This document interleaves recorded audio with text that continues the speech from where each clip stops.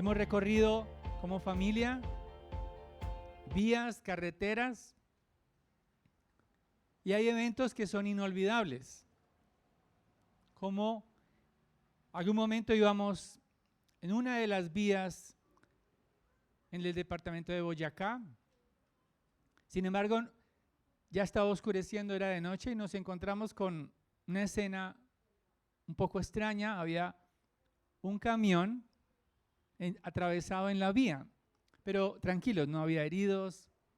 El camión estaba de costado allí, y lo curioso era que el conductor y todos en el barrio parece que se colaboraban juntos y habían traído un tractor para enderezar ese camión. Era un camión grande. Y nosotros estábamos en primera fila desde nuestro vehículo. A la distancia veíamos, ¿qué va a pasar aquí? Miramos, amarraban el camión al tractor con un elemento allí muy fuerte.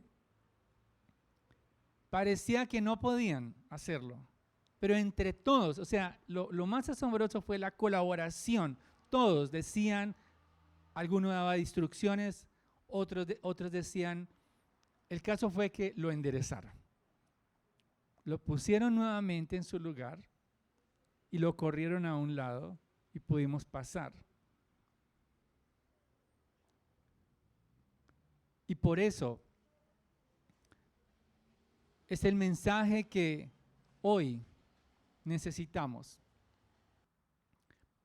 La característica de los creyentes genuinos es que seamos fieles, pero para poder ser fieles no podemos de manera solitaria. Y este es el mensaje, el argumento en esta mañana. Para ser fieles a Cristo hasta el fin, nos necesitamos unos a otros. Para ser fieles hasta el fin en Cristo, nos necesitamos unos a otros como iglesia. Y quiero dividir este texto en dos partes. La primera más corta, la segunda un poco más extensa. De los versículos 1 al 6, veremos que Jesús es superior a Moisés porque garantiza nuestra fidelidad. Jesús es superior a Moisés porque Él garantiza nuestra fidelidad. Y de los versículos 7 hasta el final, 7 al 19, comprenderemos que para ser fieles nos necesitamos unos a otros, para perseverar. Entonces, en primer lugar, Jesús es superior a Moisés porque garantiza nuestra fidelidad.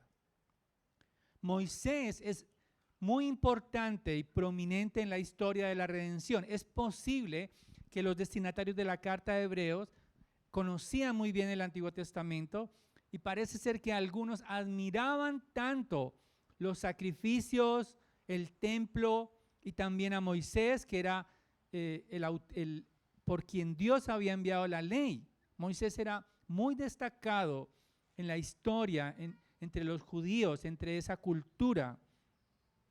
¿Y por qué? Porque Moisés había sido utilizado por Dios para salvar a su pueblo. O sea, no era un personaje secundario, era principal porque Dios lo usó, lo envió a rescatar a millones de personas de la esclavitud de Egipto.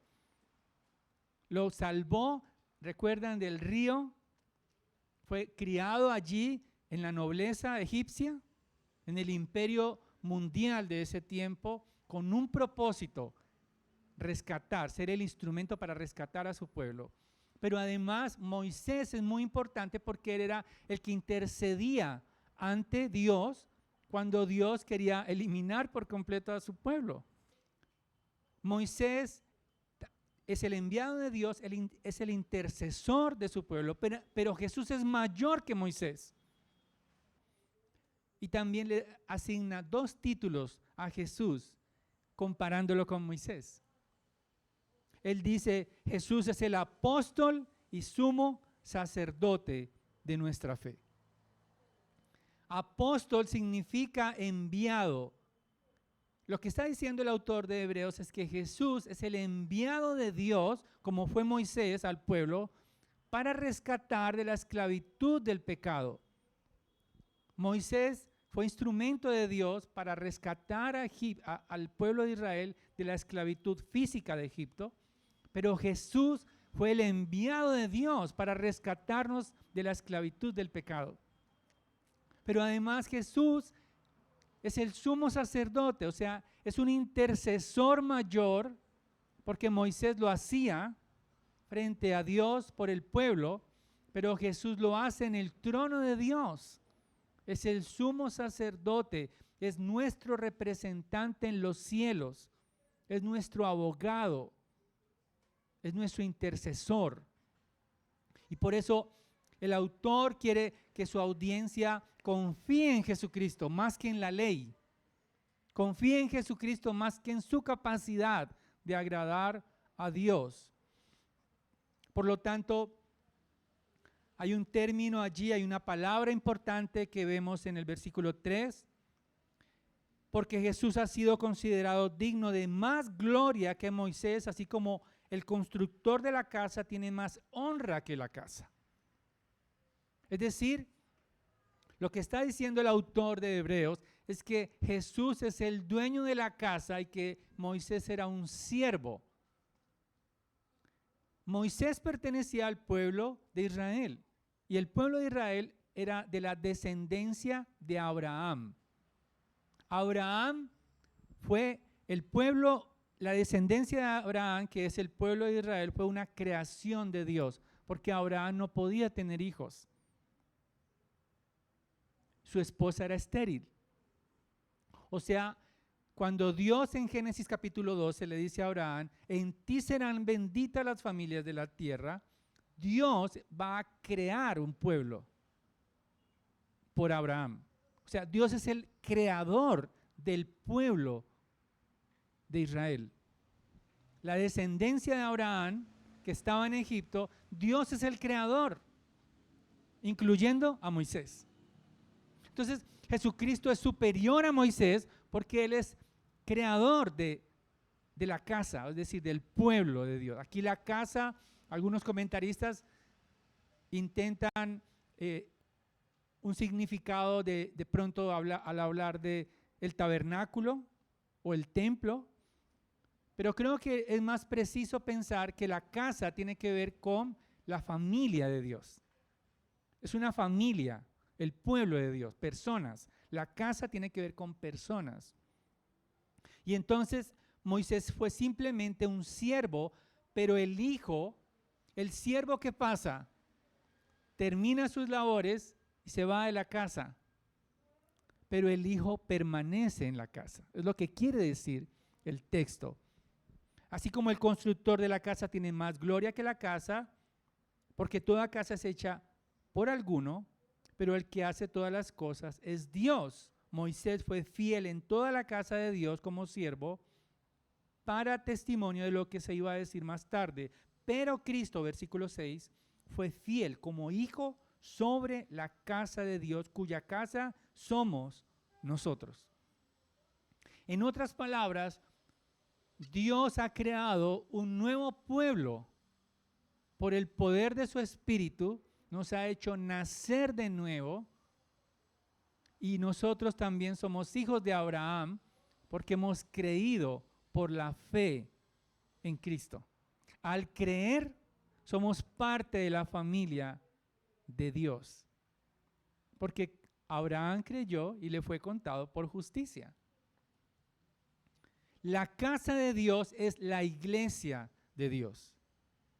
Entonces, el siervo estuvo en la casa, pero el Hijo Jesucristo está sobre la casa. O sea, es superior a Moisés, porque Jesucristo está sobre el pueblo de Dios. Está velando por nosotros. Nos está intercediendo por nosotros. Es el autor de nuestra salvación. Primera de Timoteo capítulo 3, versículo 15 dice, te escribo, dice el apóstol Pablo a Timoteo, para que sepas cómo debes conducirse uno en la casa de Dios, que es la iglesia del Dios vivo, columna y sostén de la verdad. La casa que estaba hablando allí, en la cual Cristo está sobre ella, es la iglesia, es el pueblo de Dios. Somos nosotros. Pero hay una condición. En el versículo 6 vemos que dice la Escritura, sí, pero Cristo fue fiel como hijo sobre la casa de Dios, cuya casa somos nosotros, si retenemos firme hasta el fin nuestra confianza y la gloria de nuestra esperanza. Aquellos que pertenecen a la casa de Dios, aquellos que son hijos de Dios, aquellos que son redimidos de Dios, van a permanecer hasta el fin en su confianza. Sin embargo, aquel que duda de la esperanza de Cristo no tiene fe en Él. No puede heredar. Aquel que duda de Jesucristo, de su salvación, no puede heredar las promesas de la gloria de Dios. Aquel que conoce los hechos de Jesucristo, derramó su sangre en la cruz, vino, es el Hijo de Dios, tomó forma humana, es un siervo que fue sacrificado por nosotros, pero aún así no ha creído en Él. No puede disfrutar de las promesas de Dios porque está vacilando. Y por eso ser fieles es una evidencia de que le pertenecemos a Cristo. Podemos perseverar hasta el fin, no lo dudes, porque Cristo está sobre nosotros. Él te mantendrá fiel. Él te recordará su palabra. Su espíritu estará recordándote para que te arrepientas del pecado. Ser fieles, hermanos, no es una carrera de velocidad. Es una maratón que se extiende durante toda nuestra vida. Por eso no podemos cantar victoria y relajarnos.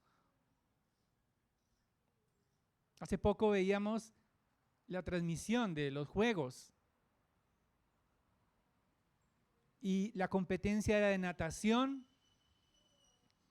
y tenía que hacer 20 piscinas. Empezamos a contar, es una maratón nadando. Sin embargo, el que salió de primeras, al final quedó de últimas. Porque los que estaban rezagados, parecía que estaban rezagados, estaban acumulando energías. Cuando tocaron la campanita de las últimas 2 piscinas, arrancaron con más fuerza. Se sorprendieron. Nos sorprendimos al ver el que parecía último llegó de primera. Por eso es que necesitamos a Cristo cada día. Tenemos que reservar nuestros corazones para Él, no desgastarnos tan rápidamente, porque es hasta el fin que debemos perseverar. ¿Cómo lo hacemos? Preparándonos para ser fieles a largo plazo. Y eso significa confiar en Dios día tras día. ¿Qué significa eso? No es orar hoy por las siguientes 4 semanas. Señor, líbrame este mes, estoy en vacaciones, tú sabes. Cuando regrese, vuelvo a consagrarme a ti, pero mientras tanto, así no funciona la vida cristiana. Es hoy. cada día como el maná, esperando a Dios, la expectativa de la gloria de Dios cada día. Es siendo fieles cada día, es consagrando nuestros corazones a Él cada día, cada mañana, cada noche. Es una meditación continua en la gloria de Dios, poniendo nuestra mirada en Cristo, nuestra esperanza eterna. No podemos dejar de abrazar a Jesucristo, porque somos tentados en dos ocasiones, o al menos en dos contextos, a soltarnos de Cristo: en la aflicción o en el bienestar. Cuando la aflicción llega, cuando nos sentimos desalentados, podemos llegar a pensar que las promesas de Cristo en favor nuestro no van a llegar. Pero también cuando disfrutamos demasiado bienestar, pensamos que Cristo no me satisface, porque ya estoy satisfecho en las cosas, en el entretenimiento, en las distracciones. Ahora entonces, ¿cuál es el remedio que nos da el autor de Hebreos para permanecer fieles, para perseverar hasta el fin? Y es mi segundo punto, versículos 7 al 19. Para permanecer fieles, nos necesitamos los unos a los otros. A partir del versículo 7 al versículo 11, el autor de Hebreos está citando el Salmo 95 que leíamos hace un momento. Está citando la segunda parte de ese salmo porque es un llamado a la adoración, pero el pueblo de Israel jamás podía olvidar lo que ocurrió en el desierto. Tenía que cantar para permanecer en fidelidad. Tenía que recordar que no es posible que nos confiemos en nosotros mismos, porque podemos dejar caer en incredulidad, dejar de ser fieles. Y lo que sucede allí es que Israel, versículos 7 al 11, Israel puso a prueba a Dios. ¿Cómo lo puso a prueba? Le pidió que tuviera paciencia a Dios mientras ellos seguían desobedeciendo a Dios. A pesar de haber visto el mar se abrió ante sus ojos, ellos tenían la provisión de Dios diariamente, tenían una nube que los cubría, tenían una columna de fuego en la noche, sus ropas jamás se desgastaron, vieron la provisión de Dios, pero aún así se quejaron de Dios. Hay una escena que ocurre en Éxodo capítulo 17, versículos 2 al 7. Dice: entonces el pueblo discutió con Moisés y le dijeron: danos agua para beber. ¿Por qué discuten conmigo?, les dijo Moisés. ¿Por qué tientan al Señor? Pero el pueblo tuvo sed allí y murmuró el pueblo contra Moisés y dijo: ¿por qué nos has hecho subir de Egipto para matarnos de sed a nosotros, a nuestros hijos y a nuestros ganados? Y clamó Moisés al Señor y dijo: ¿qué haré con este pueblo? Un poco más y me apedrearán. Entonces el Señor dijo a Moisés: pasa delante del pueblo y toma contigo a algunos de los ancianos de Israel y toma en tu mano la vara con la cual golpeaste el Nilo y ve, yo estaré allí delante de ti sobre la peña en Horeb. Golpearás la peña y saldrá agua de ella para que beba el pueblo. Y así lo hizo Moisés en presencia de los ancianos de Israel. Y puso a aquel lugar el nombre de Masá y Meriba por la contienda de los israelitas y porque tentaron al Señor diciendo: ¿está el Señor entre nosotros o no? Pero además parece ser que ese salmo recuerda otro episodio en Números capítulo 14. Moisés ordena a 12 espías que vayan a la tierra prometida. Pero hay solo el reporte, regresan, pero solo 2 reportaron buenas noticias: Josué y Caleb. Ellos trajeron uvas para mostrar es una tierra buena, pero 10 de ellos dijeron: allá hay gigantes. Eso está, es decir, Dios nos va a matar si ingresamos a esa tierra. No vamos a poder luchar contra ellos. Y todo el pueblo les creyó a los 10. Pero ninguno de ellos le creyó a Josué y a Caleb. Empezaron a decir: ¿por qué nos trajiste aquí a matarnos a nuestros hijos? Primero de sed y ahora con enemigos. Tú no eres el Dios justo. Tú no eres un Dios bueno. Tú quieres nuestra muerte, quieres matarnos.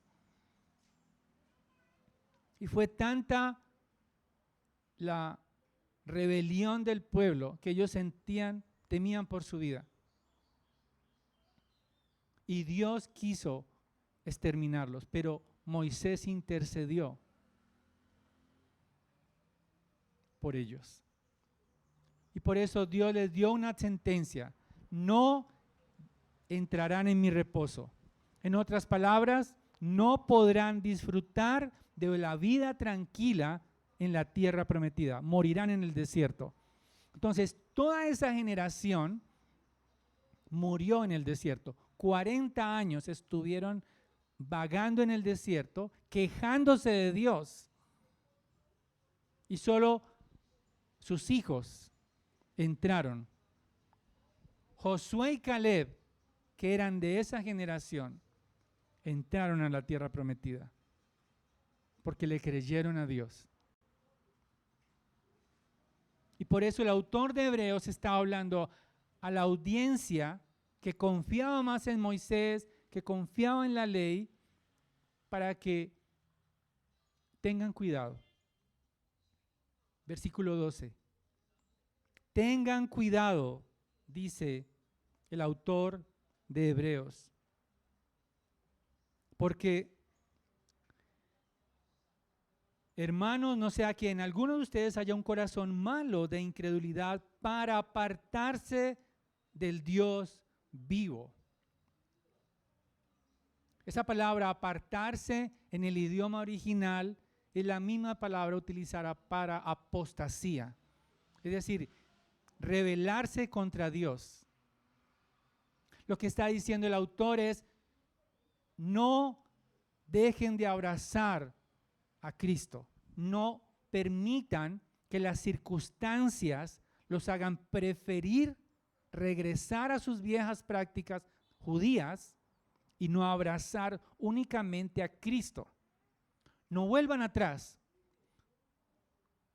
no se aparten de Jesucristo, porque rebelarse allí, como lo hizo Israel, apartarse del Dios vivo, es un deseo de alejarse de Dios, es un corazón endurecido, pero además es un corazón que peca deliberadamente. Es planear los pecados. Ese es un corazón malo de incredulidad. Es posible que haya habido algunos entre los hermanos que no confiaban en Cristo. Habían escuchado el evangelio intelectualmente, a todo le decían amén, pero a la hora de amar a Cristo no lo amaban como Rey, como Redentor. Y por lo tanto necesitan recordarse el evangelio. El versículo 13 nos da la solución. Antes, exhórtense los unos a los otros cada día mientras todavía se dice hoy, no sea que alguno de ustedes sea endurecido por el engaño del pecado. El engaño del pecado significa que no hay temor a Dios, sino que hay una confianza en que yo puedo seguir pecando y no va a haber ningún problema. con Dios. Igual Él me tiene paciencia, como Israel. Yo puedo seguir en mis prácticas de pecado, igual Cristo murió. Esa es la mentalidad de ese corazón duro. Y por eso, como iglesia, necesitamos luchar juntos contra la incredulidad. Es imposible vivir la vida cristiana aisladamente. Es imposible vivir la vida cristiana solo viendo videos en casa, predicaciones, grandes predicadores. Es imposible vivir la vida cristiana alejados de la iglesia, aislados de la comunión del pueblo de Dios, que nos esté exhortando y recordándonos el Evangelio. No es posible vivir aisladamente ni ser fieles sin la iglesia. ¿Cuándo debemos animarnos como iglesia? Hoy. Es decir, cada vez que tengamos oportunidad, animar. Cuando veamos decaído a un hermano, hay que animarlo en la fe. Cuando lo veamos tropezar o cuando nosotros nos sintamos desfallecer, necesitamos la iglesia, no aislarnos de la iglesia. Muchas personas a veces se abstienen de ir a la iglesia porque se sienten avergonzados por su pecado. Pero es cuanto más necesitan a Cristo. Recordar el Evangelio una y otra vez. Hoy significa como si escuchamos la voz de Dios, no endurezcamos nuestro corazón. Y Dios ha hablado por medio de su Hijo Jesucristo. Si escuchas hoy su voz, hoy escucha, hoy es el día de arrepentimiento, no mañana. Hoy es el día de consagración a Dios. Hoy es el día de entregarle tu corazón para siempre a Él. Hoy es el día de abandonar el pecado. Hoy es el día de arrepentimiento. Hoy es el día de dejar las prácticas pecaminosas. Hoy es el día de dejar atrás todo lo que deshonra a Cristo. No mañana, hoy es el día. No es a postergar tu consagración a Dios. Quizás dices, tengo mucho todavía que hacer, soy joven. Que se consagren otros. Yo voy a disfrutar la vida primero y luego me consagraré a Dios. No. Eso fue lo que hizo Israel. Se endurecieron. ¿Y por qué es tan importante? Porque la incredulidad tenemos que trabajar juntos. De lo contrario, no disfrutaremos el reposo de Dios. Israel no pudo entrar a la tierra prometida, ni siquiera Moisés. Pero para nosotros ese reposo tiene que ver con dejar de depender de nuestros esfuerzos para agradar a Dios y reposar en Cristo. Nuestro reposo es Jesucristo. Es descansar en su obra y no en mi capacidad de cumplir a Dios. Ese es el reposo de Dios, Cristo.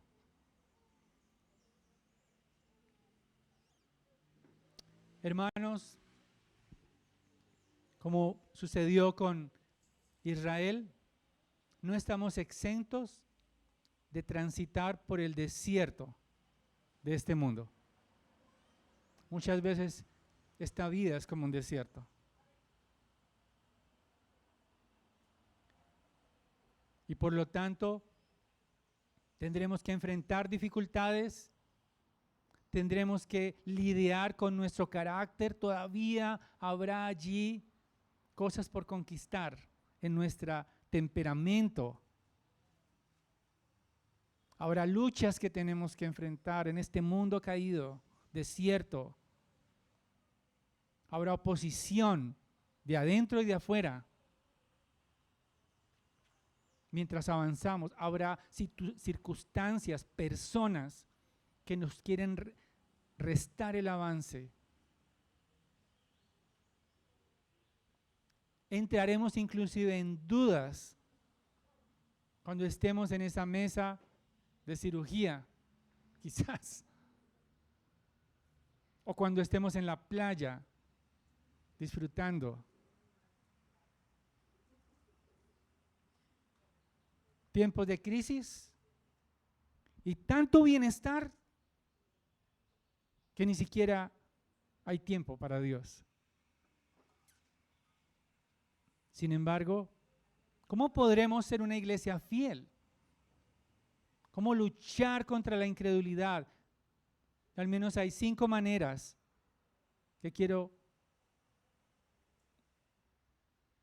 leer en esta mañana. Nos pueden ayudar. En primer lugar, evaluando nuestro corazón. Solo tú puedes saber si has creído en Cristo. Meditando profundamente quién es Cristo para ti. Tú puedes decir, yo soy cristiano con C minúscula, de nombre. No, yo asisto. Yo cumplo. Pero ¿de verdad amas a Cristo? ¿Él es tu tierra prometida? Tienes que meditar si verdaderamente estás valorando a Cristo. Segundo lugar, sacrificando nuestra comodidad para animar a otros miembros de la iglesia a ser fieles.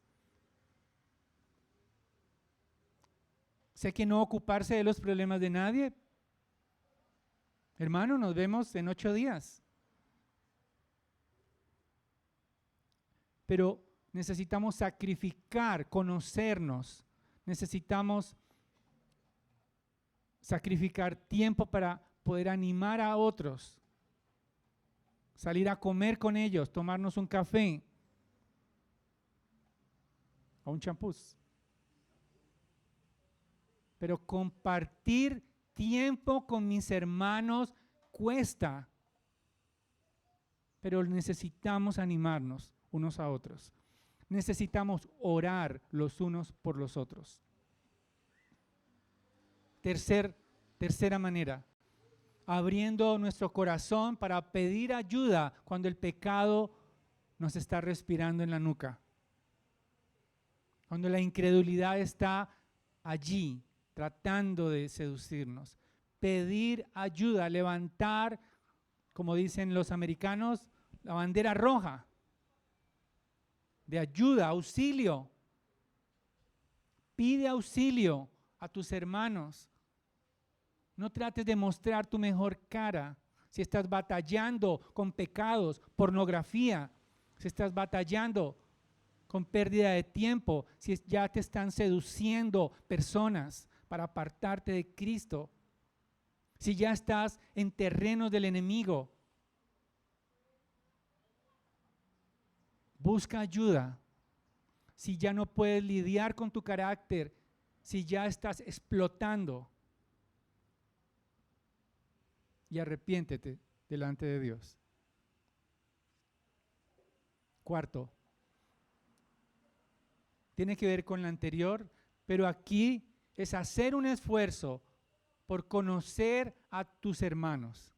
Sé que tenemos diferencias culturales, diferencias económicas, diferencias étnicas, diferencias de toda índole, académicas, teológicas.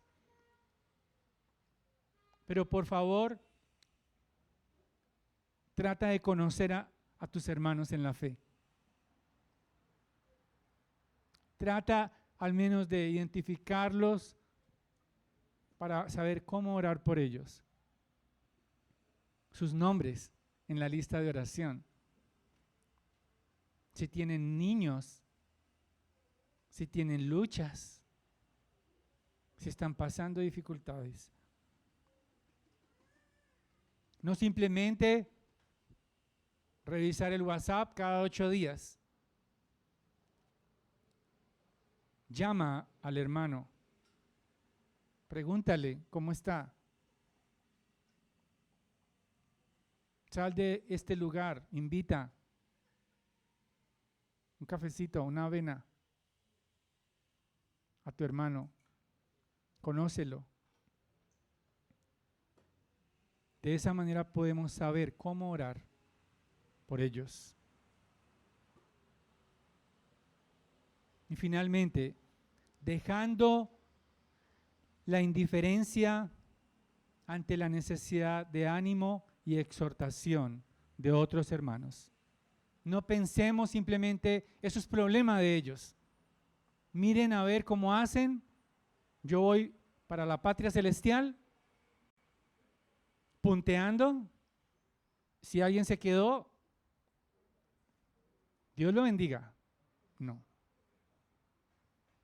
Dejar la indiferencia, lo que nos va a hacer una iglesia firme, una iglesia unida, una iglesia que crece, una iglesia atractiva, una comunidad atractiva, es nuestro interés los unos por los otros, el amor los unos por los otros, el deseo de no dejar que ninguno caiga en incredulidad.